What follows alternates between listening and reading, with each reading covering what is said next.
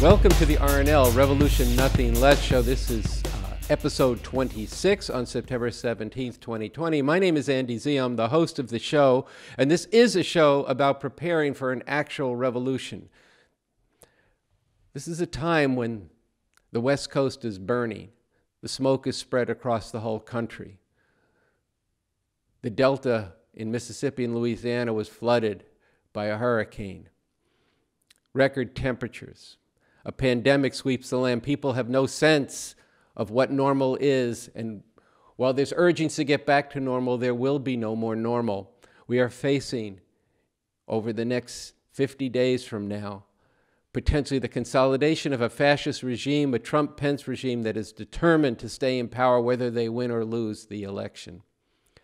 This proposes a very sharp challenge to all of humanity, and we have answers in this show. We have revolutionary leadership. There's no other show like this, and we're going to tell you more about this right now. But first, before we get into that, I want to introduce and welcome my co-hosts, Sansara Taylor and Luan, who is a member of the Revolution Nothing Less team. She's been with us since the beginning of this show, 26 episodes ago, and she's also a member of the Revolution Clubs. So how you guys doing? Well, I'm doing really well. I'm really happy that we're all back together, but I'm with you on this.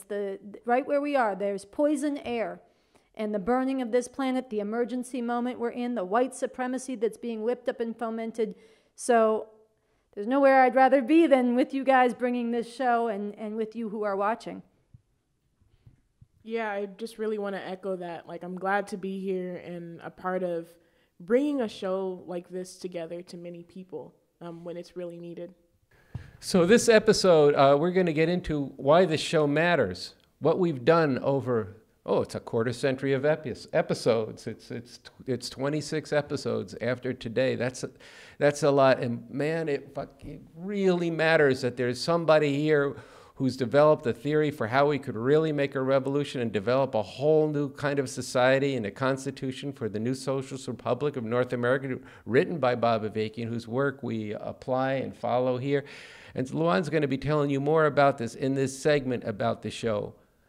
Because, look, I just want to say one thing before you tell people, both of you, about the rest of the show.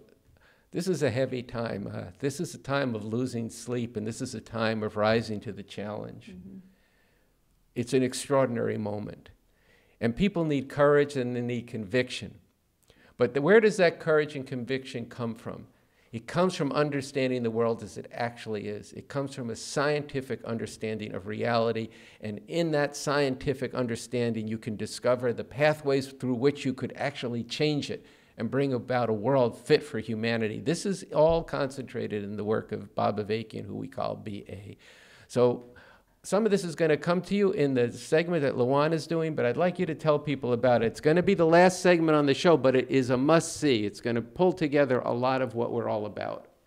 Yeah, so we thought it would be important to bring people in on rising to meet this great, urgent challenge and need. You know, the show has been around for 6 months now, and we've accomplished a number of things, but there's so much more that needs to be brought out, and a lot of people that have potential to be, a part of this whole team and this whole movement. So we wanted to put the problems to people, we wanted to put the challenges to people, and we wanted to inspire people to actually join and, take this journey with us in spreading and making revolution in this day and age on this platform. So it's going to be, an exciting thing, and we really want to encourage people to step forward.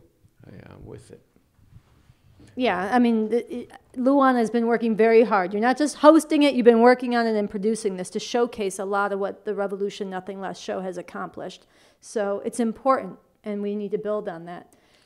Yeah, I was hoping then you could talk about the thematic of the show. Yeah, the rest of the show, look, at the heart of this episode is going to be Andy's commentary, keying off of and hopefully driving you to read a new piece on revcom.us by Bob Avakian called Voting Will Not Be Enough.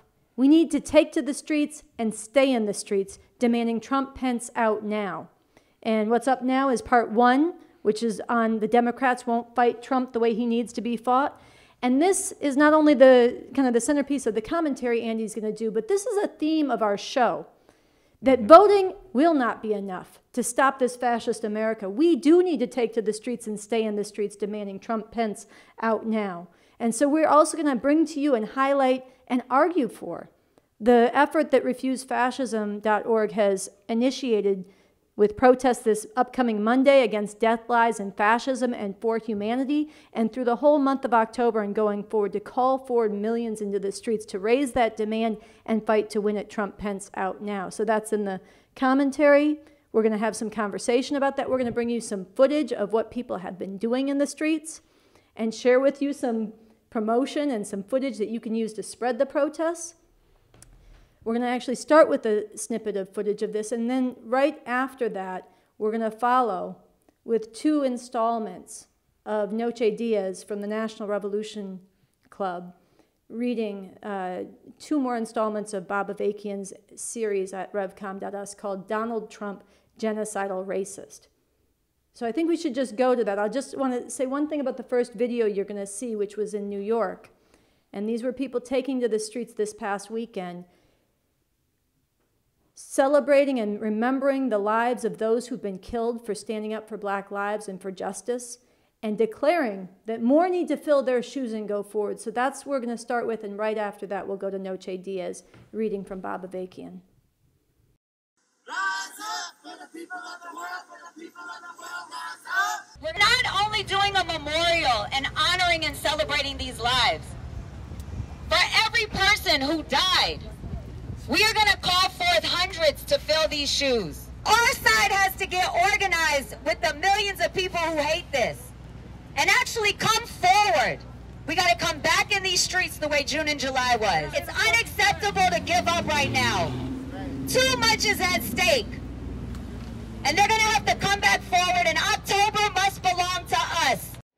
Rise up for the people of the world, for the people of the world, rise up. Rise up for the people of the world, for the people of the world, rise up. There's nowhere more important that you can be than right here today. We are in a crucial time in history where what you all do is going to determine the future. What we do together is going to determine the kind of future we have and the kind of world we want to live in.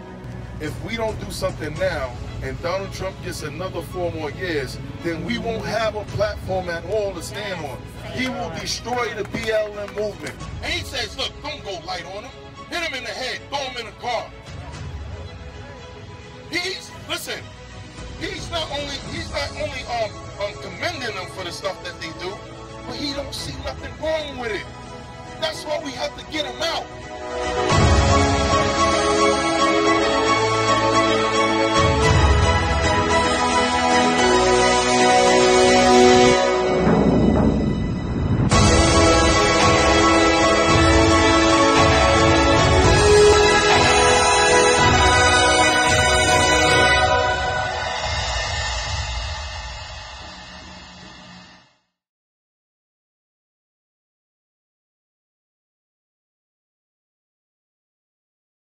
I'm Noche Diaz, spokesperson for the Revolution Clubs. I'll be reading Donald Trump, Genocidal Racist, Part 4 by Bob Avakian. While running for president in 2016, Trump declared that Muslims hate us. Us, meaning the fascist America that Trump is moving rapidly and forcefully to pound into place. He called for registering all Muslims already in this country and for banning any further immigration here by Muslims. Since becoming president, Trump has instituted a travel ban aimed at countries where Islam is the main religion. And this travel ban was ultimately upheld by the Supreme Court. His fascist followers declare that Islam is evil and that all Muslims are terrorists. And Trump retweets hateful statements from fanatical anti-Muslim fascists. Once again, this is the kind of thing Hitler did in demonizing and criminalizing those who did not fit his image of a pure Germanic race.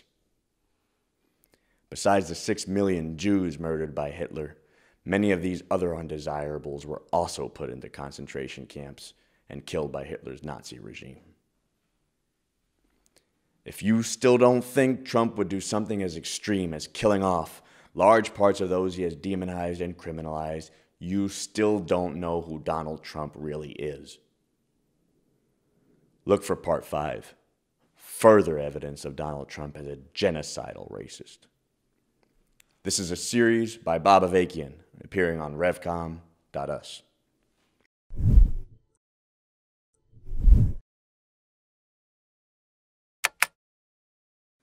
I'm Noche Diaz, spokesperson for the Revolution Clubs.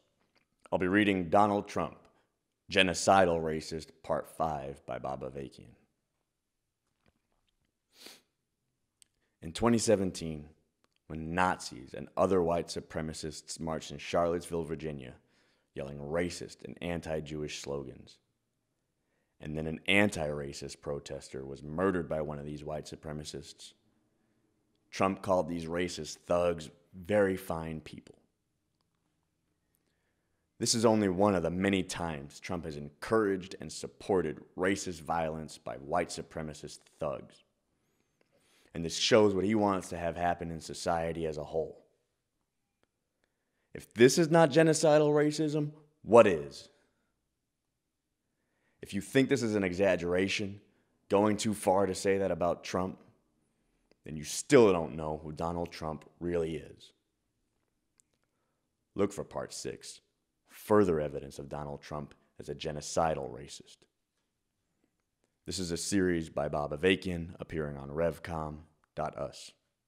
So that was Noche Diaz reading installments number 4 and 5 from the series on revcom.us by Bob Avakian, Donald Trump, Genocidal Racist, which, before we move to the next segment of our show, is apropos of a story that's breaking here in LA and beginning to become national, which is on August 31st, the Los Angeles County Sheriffs murdered a 29-year-old man, Dijon Kizzee.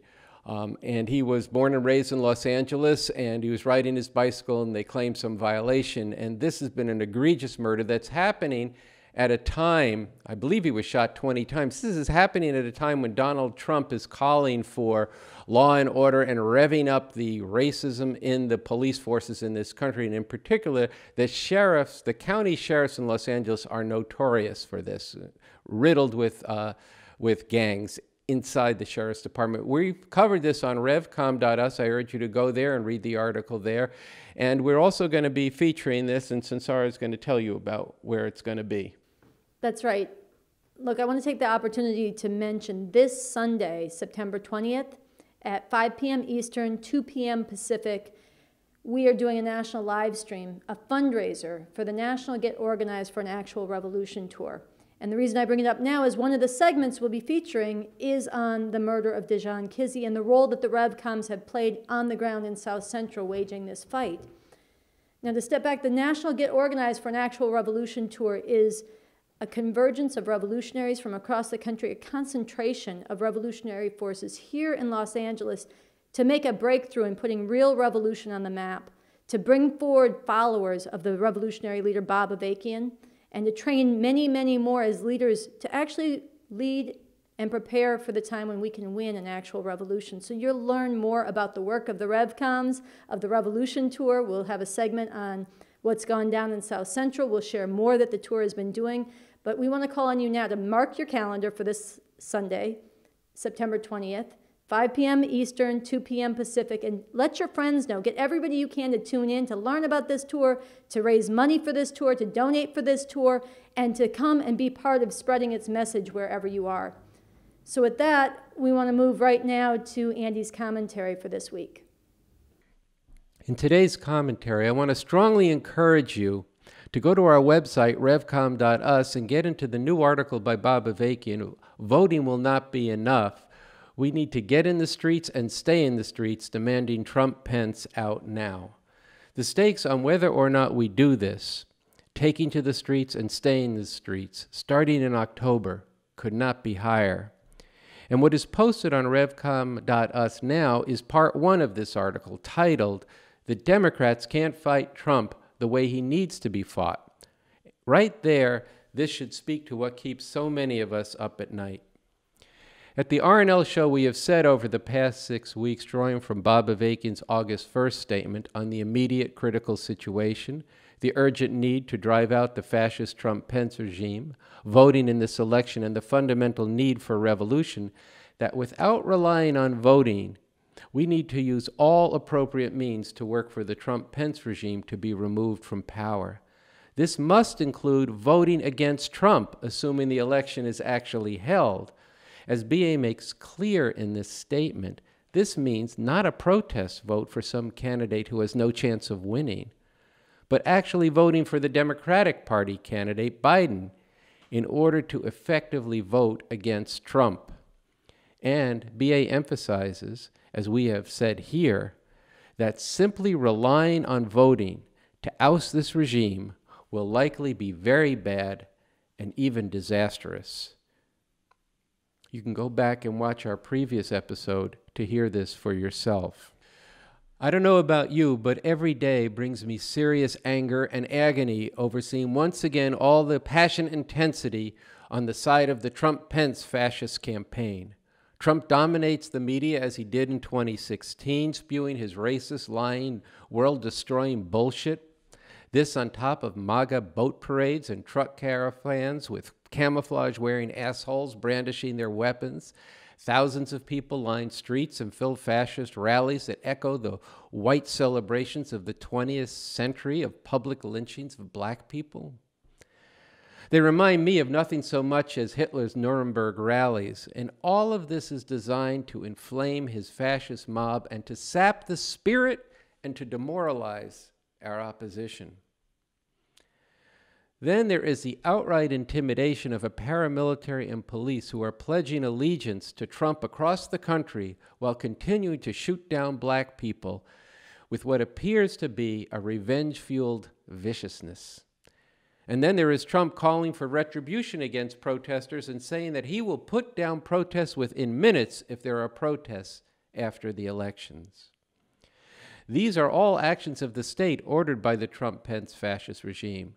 But at the same time, Trump incites armed vigilante thugs to maraud and murder the just protests of the people. And here, I'm not even touching the actual fascist program and the vile bile that emanates and spews from Trump every day and all day. And in opposition to this, what do you see when the media even decides to cover the Biden-Harris campaign? A weak-ass, spiritless, and ineffective campaign with a mass base that is waiting and patiently hoping that Biden wins, while knowing and being worried and scared shitless that on the current course, that Biden will not. And recalling once again that the polls in 2016 showed Hillary Clinton winning by a landslide. More, people have the absolutely correct worry that Trump will not leave no matter what. And some grassroots Biden forces have joined together to protect our vote, a just demand that if Trump loses and won't leave, then they will, well, many won't really say, but some do say, then we'll protest. But waiting till then, with a progressive base that has not been mobilized, will lead to disaster. This article by Bob Avakian, Voting Will Not Be Enough, We Need to Take to the Streets and Stay in the Streets, Demanding Trump-Pence Out Now, digs into, in this first part, why the Democrats can't fight Trump the way he needs to be fought. To quote a great song by the Talking Heads from the 1980s, you might ask yourself why Trump is always calling his people into the streets and even to big rallies of his supporters, but Biden and the Democrats have not. You might ask yourself why, when Trump spouts outrageous lies of protesters burning down whole cities and calls for violent retribution against the overwhelmingly nonviolent demonstrations for black lives and the demand to put an end to police murder and white supremacy, Biden and the Democrats, after first acknowledging that most of these protests have been peaceful and that it is Trump who is agitating and advocating violence, they then immediately rush to echo Trump's denunciation of supposed violence at these demonstrations. You might ask yourself why, when Trump vociferously defends the armed fascist thugs who terrorize communities and attack protests, even calling that punk with a long gun, Kyle Rittenhouse, a hero, when the whole world saw him on video murder Jojo Rosenbaum and Anthony Huber, who were defending a Black Lives Matter protest in Kenosha, Wisconsin, but Joe Biden doesn't have one word of support or defense of them and the right to protest. You might wonder why the Biden campaign is obsessed with appeasing the so-called swing voters in white suburbs in a few states.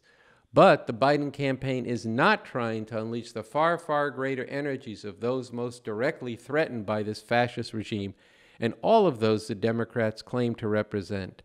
The masses of people of all nationalities who took to the streets in the beautiful rising this past June and July, or all those millions whose hearts ache for a just world, or why they have not activated the youth outraged by Trump's allowing the earth to burn and drown, and everyone outraged by the 200,000 dying of COVID, many unnecessarily because Trump denies science and deliberately covers up the truth.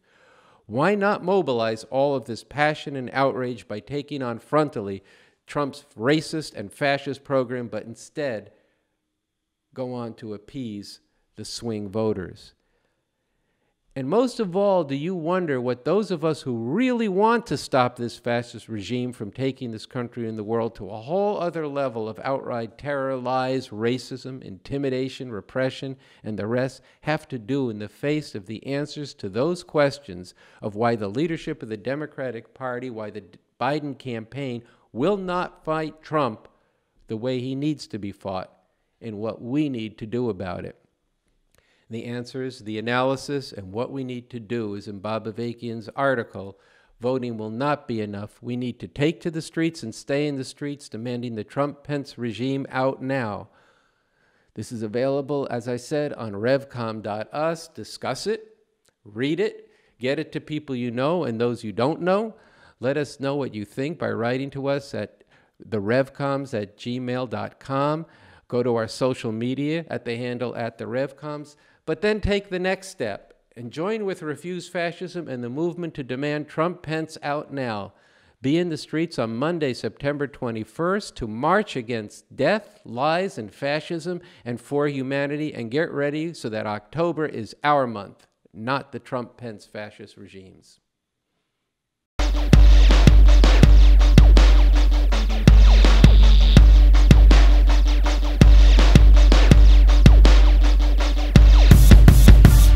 Off the sidewalk into the street!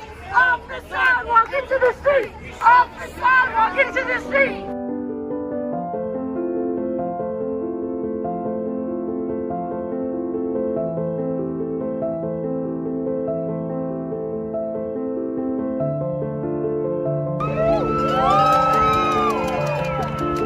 Trump lied. 200,000 people died. Trump Pence out now.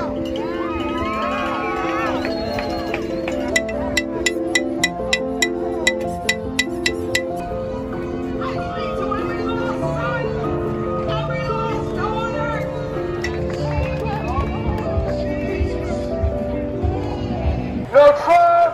No KKK, no fascist USA! No Trump!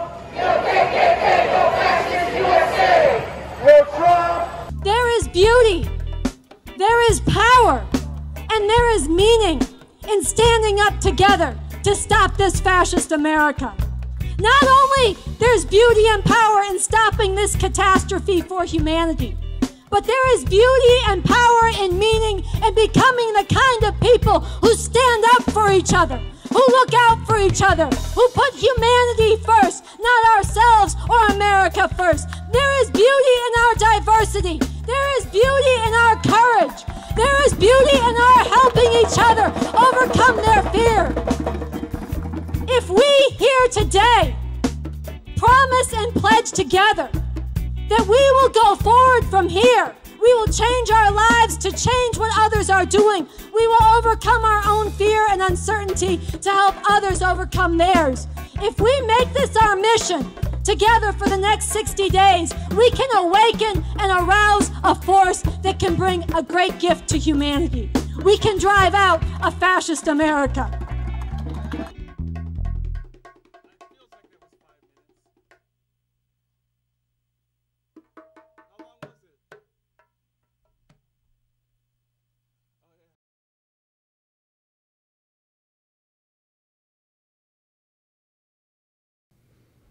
For this segment, Andy and I want to talk directly to you about a very important protest, actually nationwide protest, being planned for this Monday, September 21st, across the country, called by refusefascism.org. They are nationwide marches against death, lies, and fascism, and for humanity, raising the demand, Trump Pence out now. And these protests are scheduled to coincide with the very horrific notable point of the 200,000 death toll mark of COVID-19 in this country. A death toll count that is outrageously high, unnecessarily high because of what this fascist regime and Donald Trump himself has done. And so this is a very important protest, and we want to talk to you about why you need to get involved in not only showing up, but spreading the word in these last few days to build for it, and the difference this protest can make and what it needs to be part of launching throughout the end of September and into October. Yeah, this is, I do like this title, March Against Death, Lies, and Fascism and for Humanity. I think it should speak to a lot of different sections of the people who are needed both for this protest and can be tapped by this protest, but most of all, to build momentum towards what is going to be, is absolutely necessary that happens this October. Whereas we put it in the protests on September 5th, particularly in the New York protests, October has to be our month. And so off of this protest, that's kicking off over the next, the next 10 days after that, really building the basis and building the organization, building the unity between different people, and the momentum towards a month of massive protests that is sustained, nonviolent protest. We just had we talked earlier in the show, and we've showed some videos about what these MAGA assholes are doing. They're not just assholes, these are fascists. These people have a deadly purpose in mind, and they're being led by, directed by, fomented by this fascist regime, which is concentrated in Trump and Pence, but is far more extensive that we don't have the time to go into all of now, but we've written quite a bit about this on both websites, revcom.us and Refuse Fascism. But all of this is deadly serious, and there needs to be our side, the people who stand for justice, who are outraged by the death, lies, and fascism. And there can be. This is one of the most infuriating and frustrating things about this moment is that, and that we have to change, is that just think back. June, July, the streets did belong to us. They belonged to the people. Millions and millions of people were in the streets all across this country, raising the slogan, Black Lives Matter, putting it on the line. In big cities, in very heroic ways, and even in, hundreds and hundreds of tiny towns across the country, dominantly white towns in the deep South. This was so important. Those people are still there. They need to be called back. There's no reason that these fascists should be out there unopposed and unchallenged. Think about all the people who are outraged by the family separation. They need to be, of immigrants in detention, which now is intensifying again. There's a lot of people who can and need to be called back, including around this Monday as a time to gain momentum, make a big leap, thousands of people out, critical mass, raising this demand, Trump, Pence out now, and gathering forces on our side to get the initiative back going into this election. Yeah, I think, you should just think about what should October look like? It should look like, well, in one way, it should look like what we saw in June and July, where, then there were high school students organizing from one part of town coming into the town square, whether it was in San Francisco or New York City or here in LA or a small town. The high school students coming, the college students coming, Black Lives Matter coming. You had all kinds of white youth in these marches, Latino youth in these marches. We built marches here of black-brown unity here in LA. If you start thinking about October, then you have a different picture. You're mentioning the immigrant community, people who support the immigrant community, organizing a protest around that.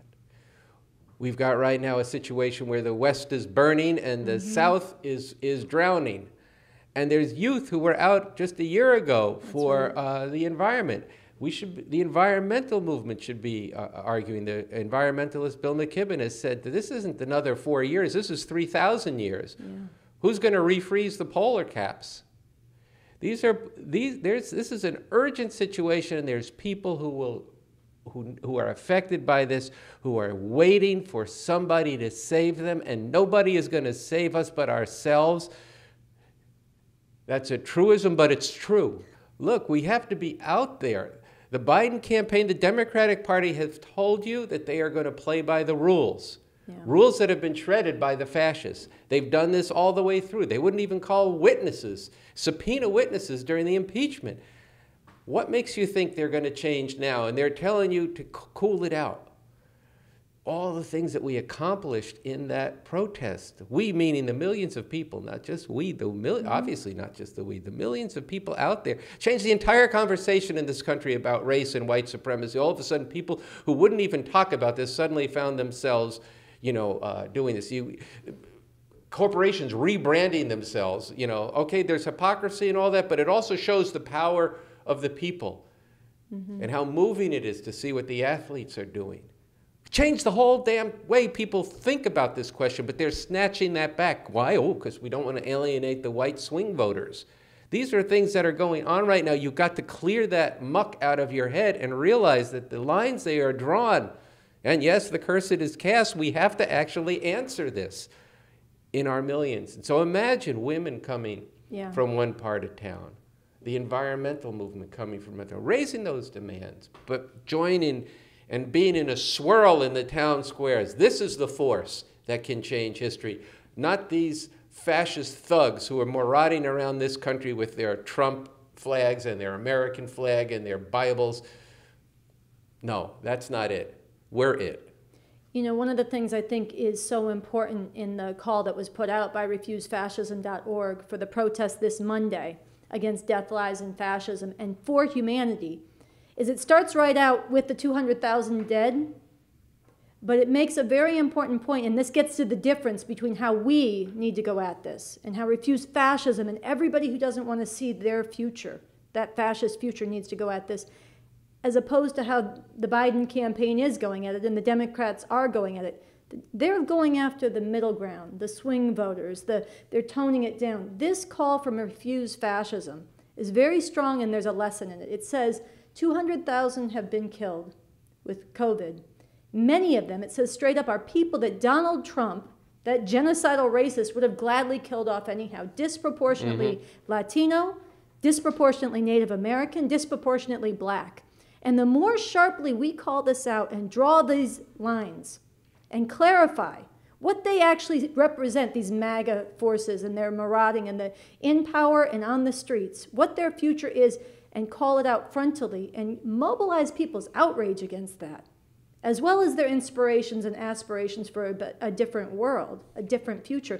The more sharply that's drawn, the more advantage we'll have on our side. That has a lot to do with getting the initiative and getting a critical mass of thousands and busting our butts in the next 5 days between when this episode premieres and the protests on Monday to get everybody we can in the streets. Getting a critical mass with this demand can help put us in a better position to set in motion the kind of dynamic you're talking about in October. I think that's right, and I think we have to look. People are going to say, yeah, but the most important thing is winning the election. It's important. We brought this out in this previous shows that in this particular election, we think people should vote. It would be important for Biden to actually win by a landslide. But I will say this, that is, first off, number one, that will create the best conditions for continuing the struggle, because Trump has said he will not accept a defeat because it has to be rigged. So there's a whole struggle that will take off if Biden actually wins, and if it's very close, it's going to be much easier to contest it. So that's part of why we need to be mobilizing people, because here it is absolutely foolish to think that you're going to get more votes by having your side hang back and not be mobilized with a movement around justice. And then letting these other people marauder around, because they're also he's called on people to go, he being Trump, to terrorize at the polls. Yeah. They've organized 10,000 Christian fundamentalists to go to the polls. They're organizing former military and police to be poll watchers. These are the same people who are going around in these caravans are going to be intimidating at the polls. So it really matters. The point is not don't vote. The point is that without this momentum in the streets, we are not going to be able to prevail in this. Yeah, you know, you mentioned Trump is saying he won't respect the elections. And we did sift through, our RNL team sifted through so much footage in the last, just in the last few days, the level of threats, the level of mobilization, the level of preparedness of Trump and his supporters to refuse to accept an electoral defeat. We wanted to share two short clips because this has a lot to do with why we have to get momentum on our side now. Two short clips from Trump speaking to Judge Jeanine on Fox. So we'll play those. Now, we sent in the U.S. Marshals for the killer, the man that killed the young man in the street. 2.5 days went by, and I put out, when are you going to go get him? And the U.S. Marshals went in to get him. Good. And in a short period of time, they ended in a gunfight. This guy was a violent criminal. A lot of them out there. And the U.S. Marshals killed him. And I will tell you something, that's the way it has to be. There has to be retribution when you have crime like this. They say that they're going to threaten riots if they lose on election night, assuming we get a winner on election night. What are you going to do? We'll put them down very quickly if they do that. We have the right to do that. We have the power to do that if we want.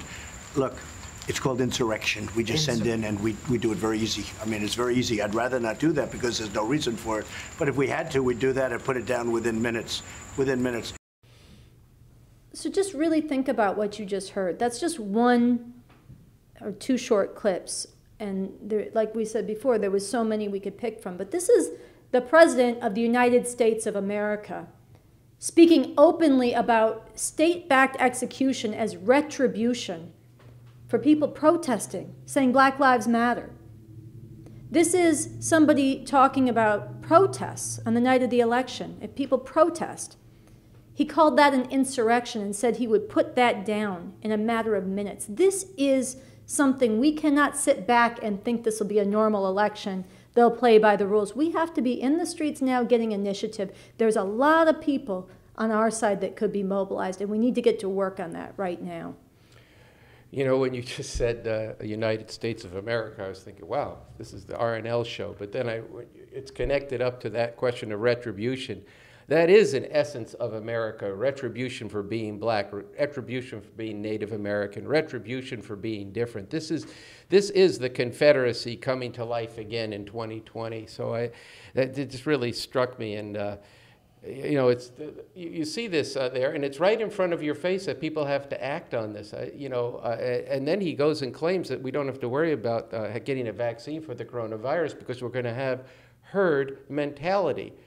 And so and he meant, it's disturbing, but it's also, it's nuts. Yeah, well, you know, because obviously he might have had heard the word herd immunity, but actually the herd mentality is what you see in a Judge Jeanine, because this is the herd mentality of these fascists, where they are unthinking, yeah, and just following what they're hearing from these fascists every night, including Trump himself gets half of what he thinks about from watching Fox all night. And so I don't want to go on about that because there's a question of how we're going to actually do this. Why is this the winning strategy and not something else? I want to make just 4 points on this.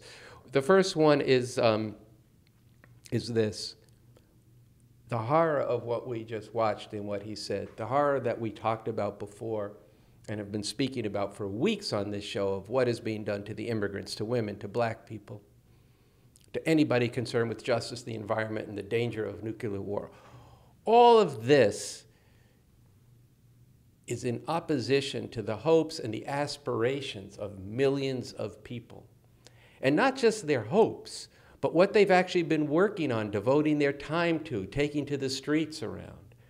And not just their hopes and their activism and their aspirations and what they've devoted charity and other things to, but actually people's lives already is affected by this. It's terror in the immigrants community, fear of deportation. The rules have just changed. There are all kinds of people here legally are now afraid of being deported.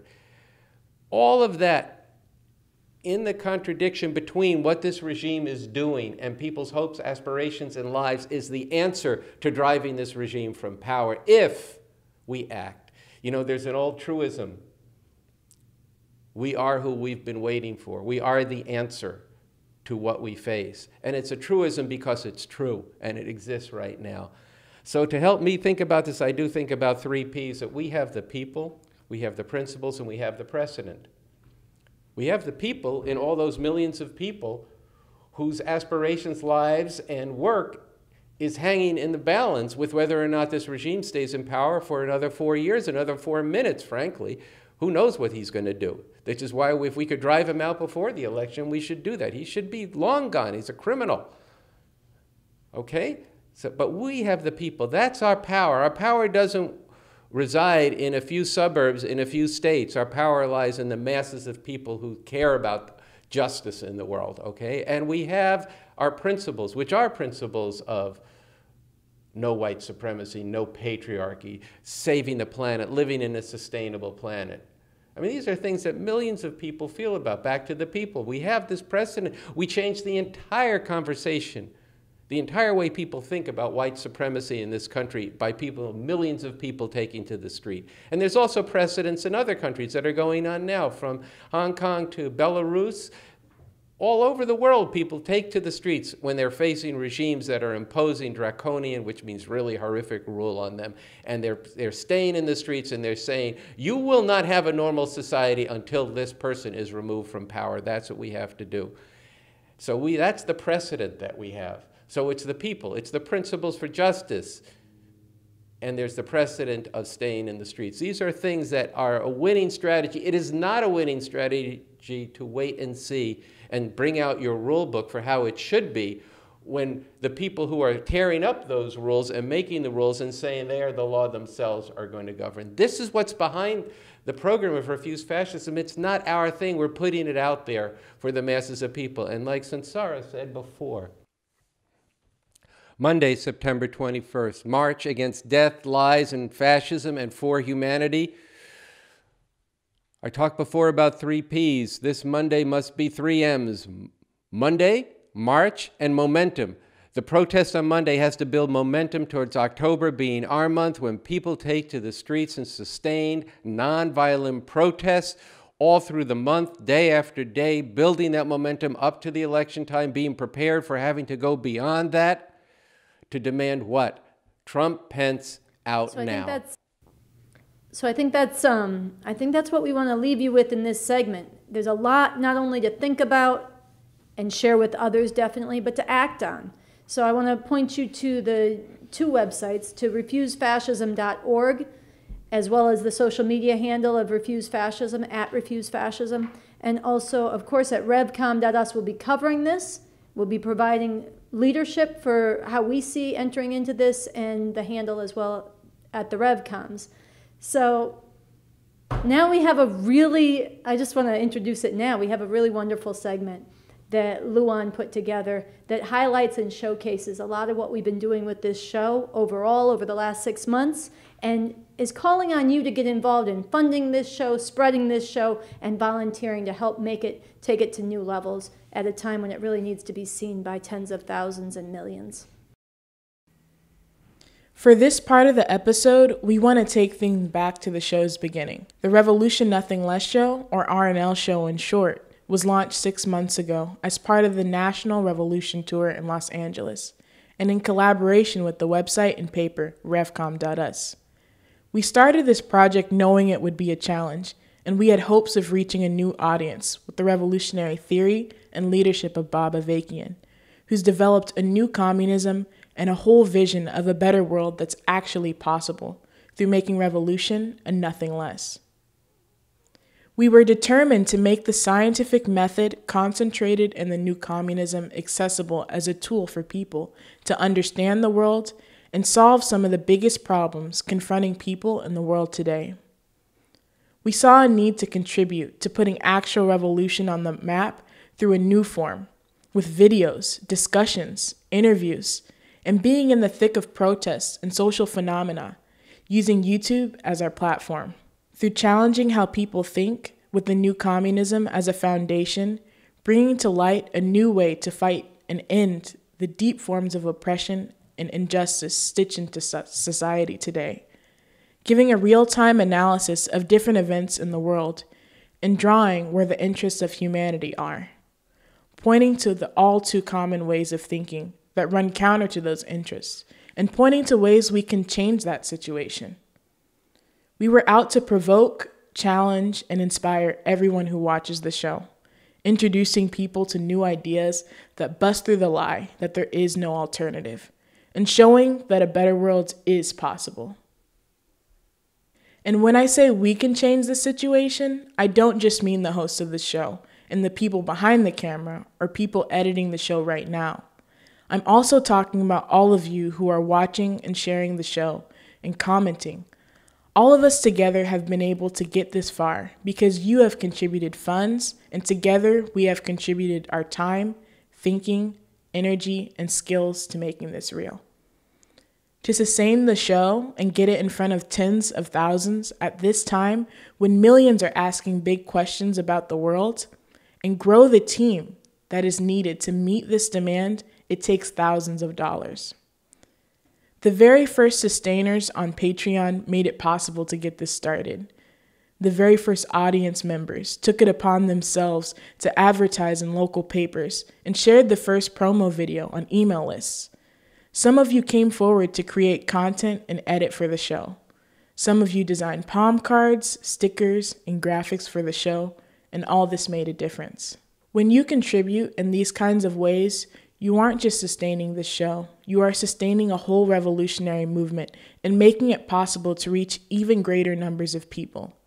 With this rapidly changing situation, we are all needed to work together to scale up the show so humanity can rise to meet the challenges before us.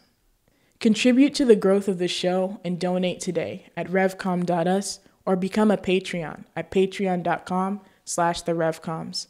And join the team working together on this show. If you are interested in joining the crew, we will work with you on how you can contribute in a meaningful way to this. So write us at therevcoms@gmail.com. So much has happened since we first walked through that garage door. We started as a group of revolutionaries of varying ages, backgrounds, with little experience on how to start a YouTube show, but with a lot of heart, and standing shoulder to shoulder with the movement that has a lot to say about what's going on in the world, and a lot of ideas on how to bring the revolution to new audiences. Then COVID hit and presented new challenges, and we pushed through to deliver hard-hitting content. In our very first episode, we brought together the science of COVID-19 as we understood it at that time through an interview with the Dr. Philip Rice. And we captured the importance of wearing a mask weeks before any major news network brought this out. The masks are the primary mechanism by which you're going to prevent the virus getting into you. Every day we thought of ways we could contribute to people's understanding of what was going on and help them see the need to actively work towards revolution and challenging the norms. Through this, we saw the need for science, an evidence-based process, and not conspiracy as a big issue that needed to be spoken to. Science, when it's done the way it's supposed to be, simply means learning about reality and changing it by investigating it, accumulating evidence by interacting with reality, identifying the patterns in reality, and then moving to change it on that basis. That's all science is, not something more mysterious or frightening. And we developed segments and did interviews with a range of guests working on this, keeping in mind that Bob Avakian had pointed to in revcom.us about the distrust of science in some communities, and thinking of ways to break that divide and bring science and revolution to people, especially those who we knew would be hit hardest: Black people, Latinos, and Native Americans. All this we did in tandem with the work of the Revolution Tour through the communique that we have featured on this channel, and through making short videos like the 5 things we would do different in a revolutionary society. Coronavirus itself is a natural phenomenon, but how it's being dealt with is completely intertwined with the system we live under: capitalism, imperialism. Here are 5 things we'd do better in a revolutionary socialist society. We knew that we needed more voices coming on the show, interacting with what's going on and helping people to get a deeper connection of what's going on in the world, embracing and drawing out some of the wide variety of what they understand and adding to what makes this revolution we are working on so beautiful. Artists, doctors, revolutionaries, actors, writers, musicians. We got to Nixonize this dudes. And everyday people. All those who care about the world and humanity needed to be on this channel and part of the show that's out to changing the world. So we reached out to all kinds of people to speak on the show, sharing their stories and research and insights on different things happening in society. As I said in the beginning, this show is put together in collaboration with the website revcom.us. And on that website, there's an incredible series that brings alive the true history of this country called American Crime. So far, the filmmaker and director, David Zeiger, has been working with us to bring this on the show, bringing these pieces alive vividly and getting them to a bigger audience. What was the site of the biggest race riot in the history of this country? Where the wind comes sweeping down the plain. That's right, the great state of Oklahoma. We want to invite more of you who are watching now to help with this series, researching footage, editing, contributing music, and more. So write to us at therevcoms@gmail.com. Earlier this year, Ahmaud Arbery was murdered by racist vigilantes, and Breonna Taylor was murdered by the police in her own home. Then those cops put their knee on the neck of George Floyd. This was the last straw for many, and people all over the country stood up, determined to put an end to murder by police and deeply questioning white supremacy in America, wanting to see an end to it. Protesting in the thousands, then tens of thousands, with fierce determination, and sparking a beautiful uprising of people here and all over the world. We had to rise to the occasion. So we sent Sansara and a team of RevComs to Minneapolis to join the protests. It is not easy to defeat them. It is not easy.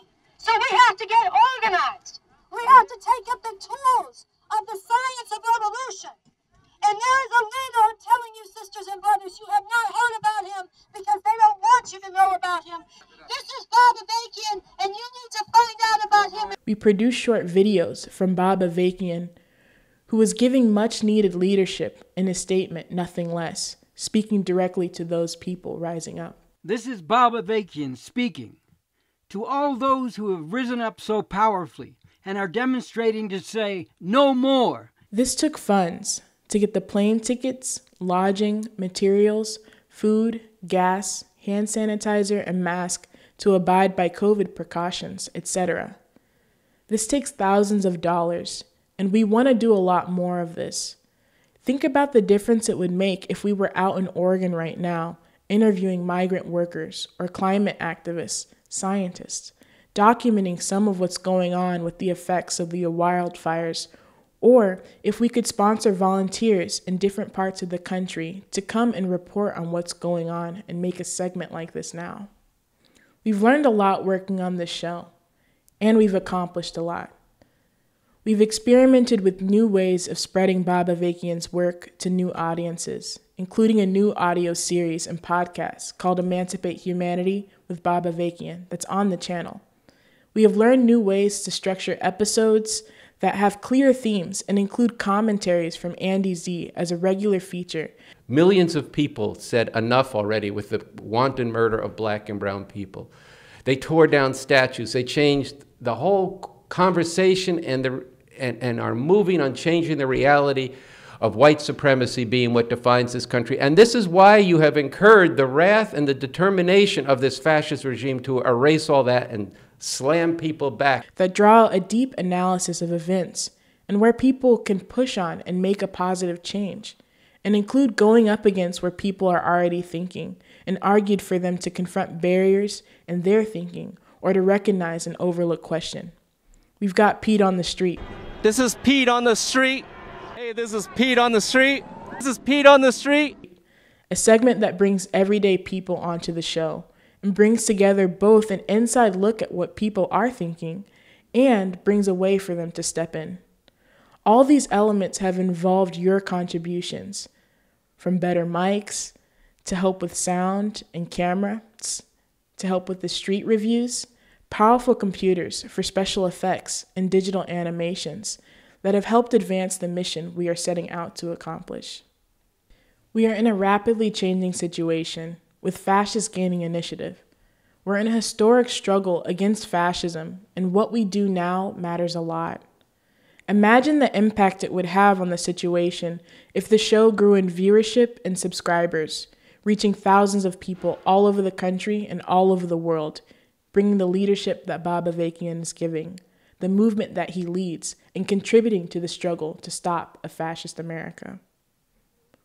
What you do now can make a meaningful difference in this.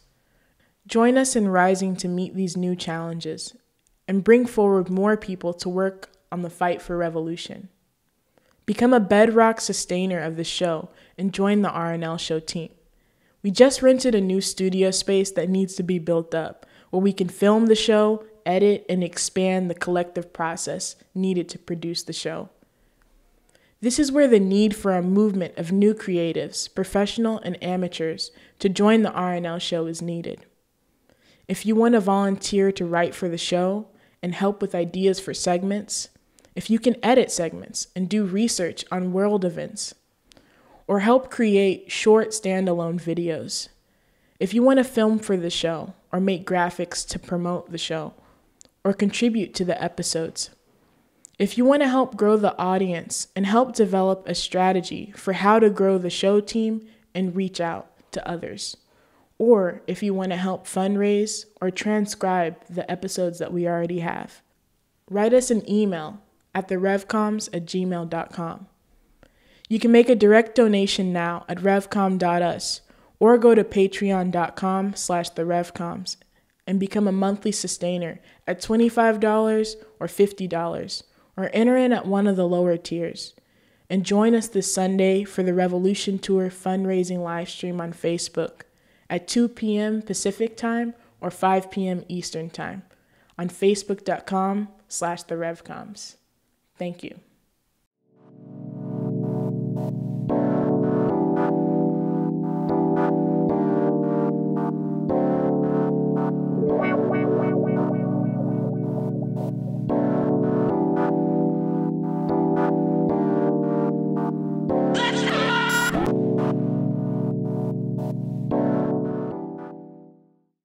Okay, so we're back here. Thank you, Luan. That was a really important segment, and I hope people got a sense, and I think you did get a sense of what we've been trying to do and what we have done in the Revolution Nothing Less show. So we're getting ready to wrap up today. We look forward to seeing you next Thursday, 5 p.m. And so for me, I'm going to say good night. And yeah, I just want to say good night. We'll see you next week, and we want you on the team. So see you. All right, and to send us off, we're going to share one last video with you, which is really to put us all on a mission to do all we can to bring people into the streets this Monday. Watch the video, then share the video, and we'll see you next week.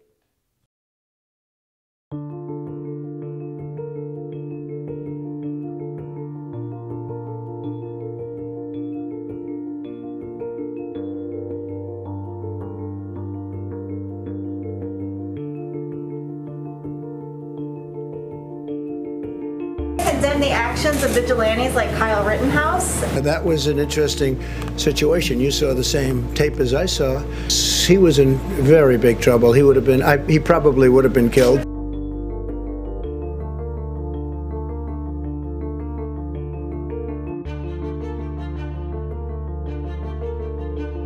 Just common sense. Everyone knows mail-in ballots are a disaster. It'll be fixed, it'll be rigged. The only way they can take this election away from us is if this is a rigged election. Can you give a direct answer? You will accept the election? I have to see. Look, I have to see. No, I'm not going to just say yes. I'm not going to say no. And I didn't last time either. Many are now saying, well, if he does that, then we should take to the streets and do like they've done in Hong Kong and Belarus. Well, they have a point, but we cannot wait for him to do that. We cannot passively wait for things to get worse. Think about it. That would be like if the LA Lakers sat their best players down on the bench for the first 3 quarters and let the other team rack up a great lead and then said, well, if we really fall behind, we'll put LeBron James on the court. Well, these fascists have racked up a lead. They are in the streets. We can't wait to get out on the court ourselves. We have to go out in the streets now and every day going forward and steal the initiative back from them. This is why RefuseFascism.org is launching 60 Days of Struggle. We must spread this message, Trump Pence out now, and the plan to drive this regime out through mass, sustained, nonviolent protest.